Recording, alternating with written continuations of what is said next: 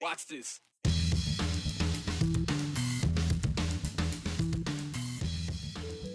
There's another bill at the State House wanting to give the Attorney General more powers so he can take a deep dive into election fraud.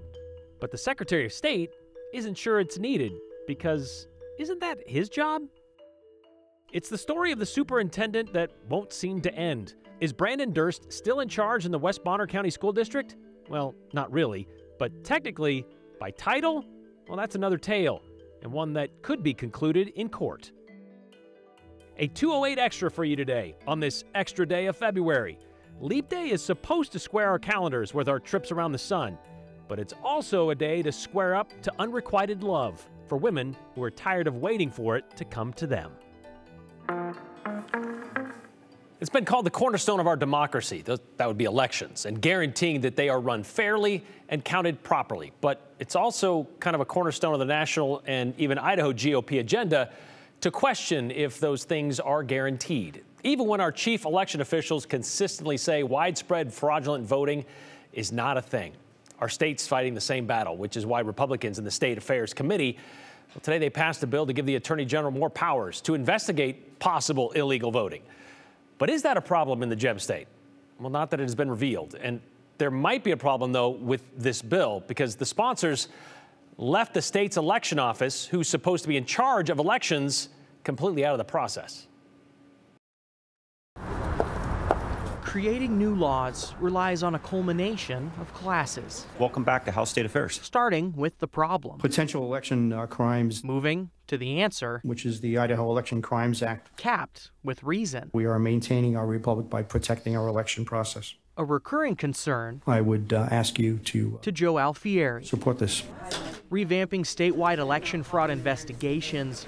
You'd think it was ran by all the big players. It's just unfortunate in this bill, none of the sponsors ever came and talked to us. Phil McGrain's Idaho's chief election officer. Yeah. And he didn't get a word in edgewise. It's fairly unique in terms of the legislation because it's all housed within the Attorney General's office. At no point does it mention the Secretary of State's office. At no point does it mention the county clerk's offices, the people who are actually involved in the elections. So what is the problem, I guess, if this bill becomes law and the AG is granted this extra step of power? It raises questions about whether we're enforcing the laws as the way they are, and I can say at the local level we are. The bill is modeled after other states, including Florida. But the Florida Secretary of State's office oversees that election integrity office, not the AG. It will be impossible for this group to do any of its work without working with us who are working in elections. McGrain knows that because his office already investigates fraudulent votes. We reach out to law enforcement, not to prosecutors or the Attorney General, to continue to do that legal legwork, and then it gets passed off to the attorneys to go enforce it in the courtroom. And really, that's probably what we need to see happen here. Idaho Attorney General Raul Labrador told the 208 he did not ask for this legislation, but he's not complaining about it either. Thank you, Secretary McGrain. Are there questions? And neither are his supporters in the legislature. Does it not raise a separation of powers concern? The department responsible to execute or to carry out the election would also be responsible to investigate or prosecute? The Attorney General and I are both members of the executive branch. It's also worth noting the Attorney General serves as the attorney for the Secretary of State, so you just kind of have this unusual relationship in this instance. That's not to say election integrity doesn't deserve attention. The narratives that are out there. Perhaps a more nuanced approach. It isn't rampant. We only see it in small numbers. But the big numbers in this committee. The Secretary will call the roll. Accepted the bill. Yes. As written. And House Bill 470 will be sent to the floor. Secretary McGrain was the only person in that committee room that has ever investigated an election crime. And he isn't against the idea. More resources and people for elections to keep them secure, it's more than welcome. He just wishes the bill has written a different way and involved election officials in that process. Now, the other side of this, Brian, Representative Joe Alfieri gave an analogy. He says, when a bank gets robbed, you don't go to the bank for them to investigate the crime that happened against them. You go to law enforcement. I guess in this case, it'd be the AG. Yeah, well, that's because that's not their job. They deal with banks. They're not law enforcement. But like when, let's say, a college has an issue with conforming to NCAA rules, they look into it themselves first, right? And then if they need to, they go outside to kind of get a verify or whatever. But to use that analogy, it seems doesn't work for me. I don't know. Yeah, well, the bill also grants a lot of information. So in order to carry out these investigations, you would need documents, access to those sorts of things. Well, the AG's office would then get that if this became law, because they would need to do their jobs as a group separate from the elections office. Seems that there's kind of a difficulty there. We'll see if it gets changed or tweaked. And as you said, Secretary McGrain isn't opposed to it. He just wishes he would have been consulted on it. Is that correct? Correct. All right. Thank you very much, Andrew. Well, he was looking for an amicable and fair exit, his words. And apparently amicable and fair means intending to file a lawsuit for more than $1 million. Former Democratic lawmaker, former Republican candidate for state superintendent, former employee of the Idaho Freedom Foundation, and still apparently superintendent of the West Bonner County School District, has filed a tort claim against the Idaho State Board of Education and the Idaho Department of Education. Durst is claiming because his emergency provisional certificate was denied by the State Board of Ed last September, he was no longer legally qualified to run a school district. And when I say still superintendent, maybe you're thinking, hold on a second, didn't that guy resign from his superintendent gig like months ago?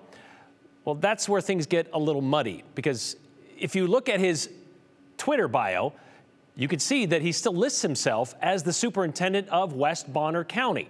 So is he still superintendent? I've tried to get an answer to that, but I couldn't get a confirmation or a denial to that question.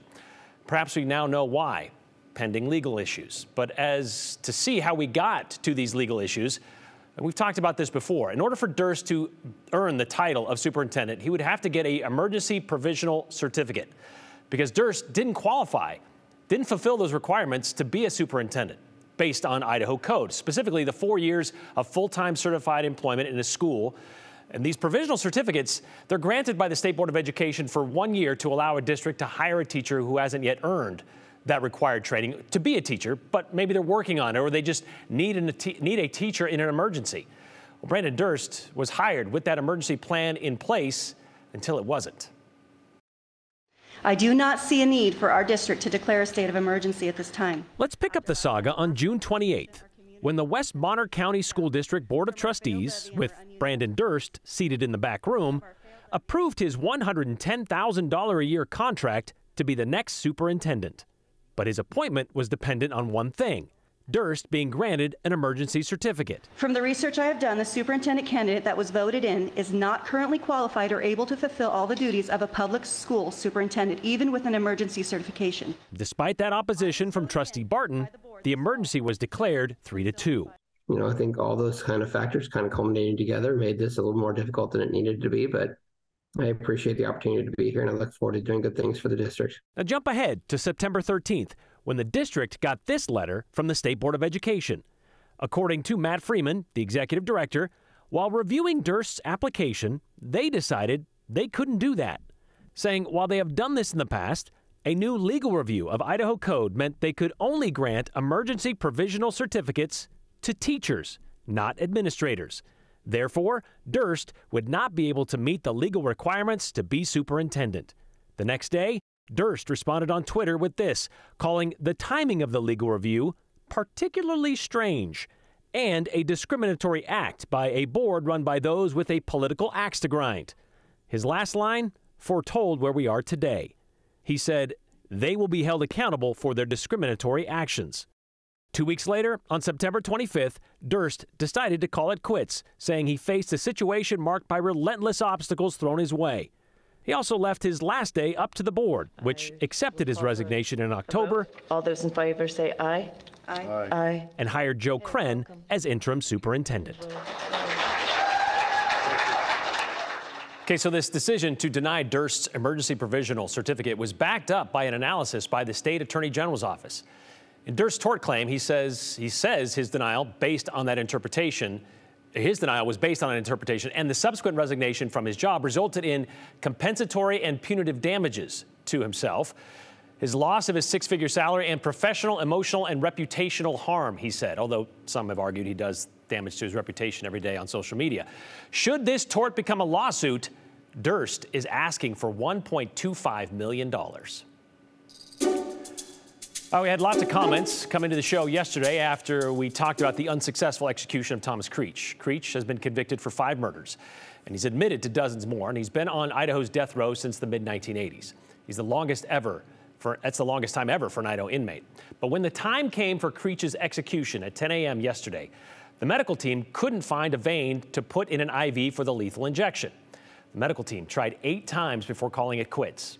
Since then, Creech is now back on death row, and his attorneys have filed a new motion for another stay of execution in U.S. District Court. Now, this would be the latest in a long line of appeals, including one to the U.S. Supreme Court the day before yesterday, the day before his scheduled execution, which was obviously denied.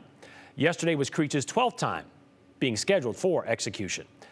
So you can see this completion of capital punishment is a lengthy process, which led some of you to ask, well, like Ken and Emmett, to ask this question. Who's paying for all of this? Who's paying for Thomas Creech's legal bills for all these appeals? I would hope it's not the taxpayers. Well, Ken, that's kind of how the legal system is set up. When someone can't afford to hire an attorney, one will be provided for you. You've heard of your Miranda rights, right?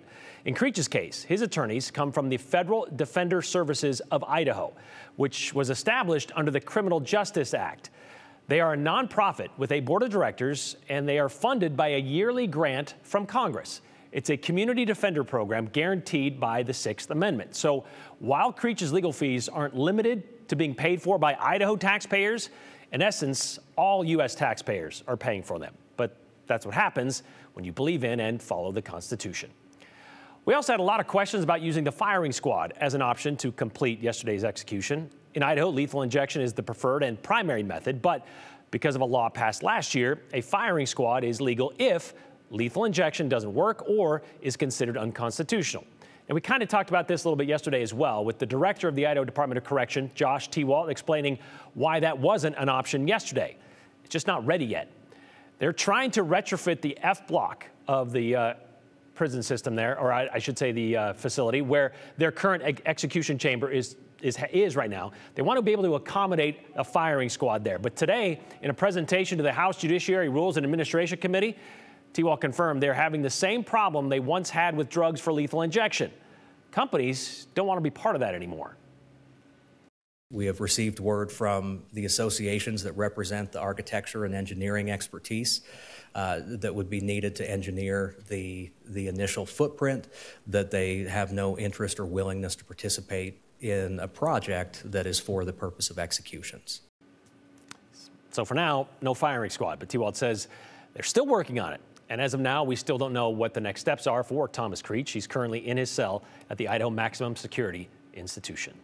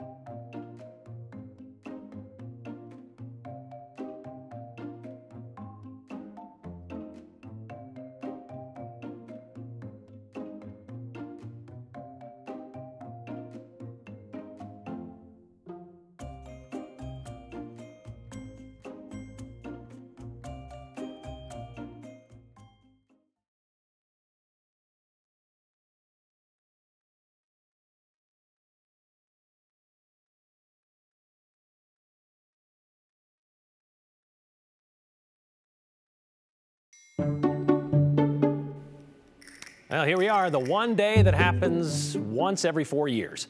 It's Leap Day. A reminder why it exists for you really quickly. For one turn around the sun, it actually takes us, the Earth, those on the Earth, 365 days, 5 hours, 48 minutes, and 45 seconds to get a full circle in. But our Gregorian calendars only show 365 days a year, leaving a remainder of that 5.8 hours still on the table.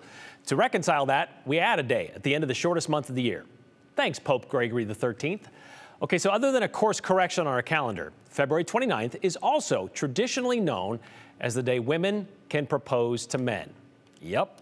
Why? Well, the old story attributes the switch to St. Bridget in the 5th century, who told St. Patrick back then, you know, women have to wait too long for their suitors to propose. So St. Patrick said, fine, you're going to get one day every 4 years. And that brings us to this.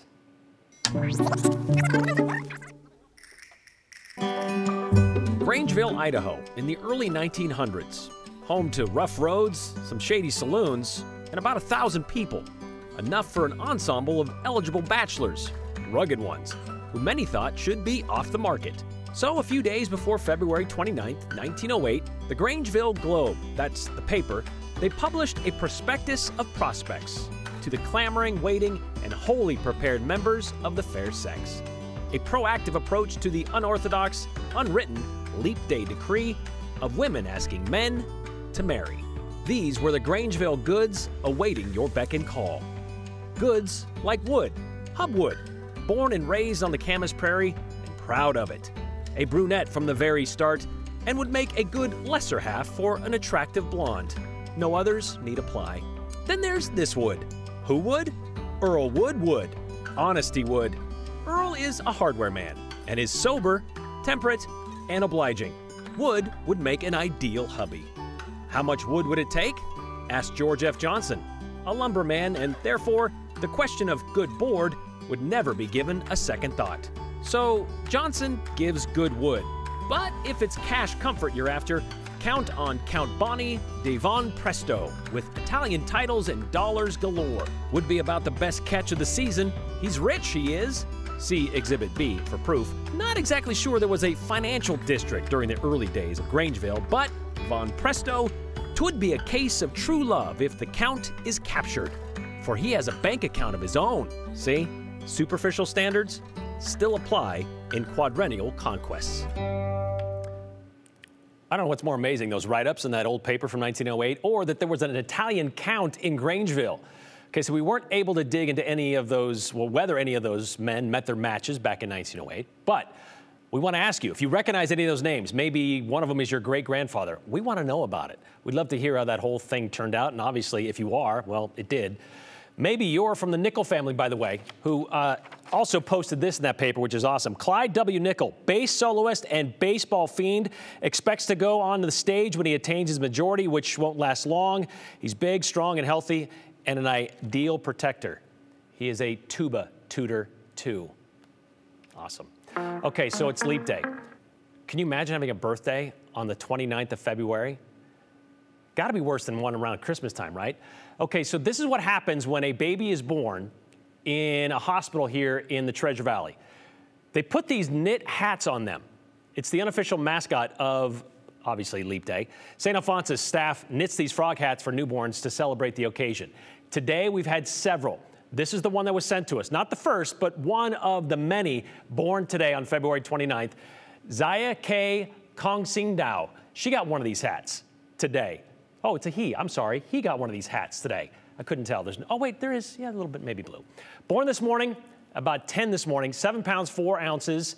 And, well, we want to say congratulations to his parents, Adriana Lopez, and, of course, Tice Kongsingdao. Congratulations. You have one birthday every 4 years. That'll be fun. St. Luke told us they've had 9 Leap Day babies born across the entire health system so far today. Still got a few hours left, so congratulations to all of the Leap Day babies and families. Again, something you only have to do once every 4 years. That's pretty good. Somebody who knows a little bit about that, well, that would be this person who works for Boise PD. Police officer Dee Leonardo was born today. Look at her celebrating. Wasn't working today, so enjoy your day off. But as they posted on their social media today, can you believe she's only 8 years old? I know, one of the best dad jokes ever, right? They did promise not to make this joke again, I guess, for another 4 years. They just keep stacking them up. All right, we tried to see if we could get to or talk to Officer DiLeonardo today to find out how she's celebrating her 8th birthday, but again, she's using it to spend some time with herself and maybe her family, so couldn't get a chance to talk to her. But we'd love to someday. And maybe those babies, when they grow up, we can talk to them when they're 1 year old, 4 years from now.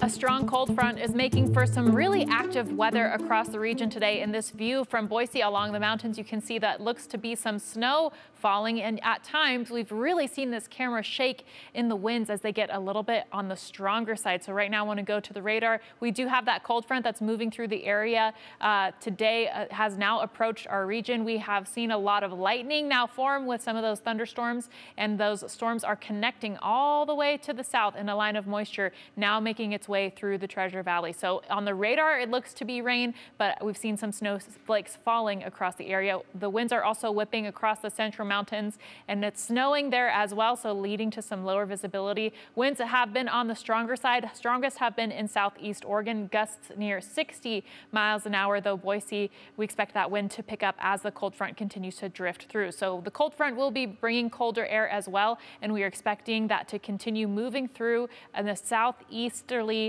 direction throughout the evening tonight. And so we continue to watch the potential for some of those damaging winds, whiteout conditions in the mountains, and again, limited visibility when we get the downpours going. So as we look to the rest of the evening tonight, still busy, still staying windy for you, but we do expect colder temperatures tomorrow, and rain snow mix continues to stay in the picture for us as we go into the weekend.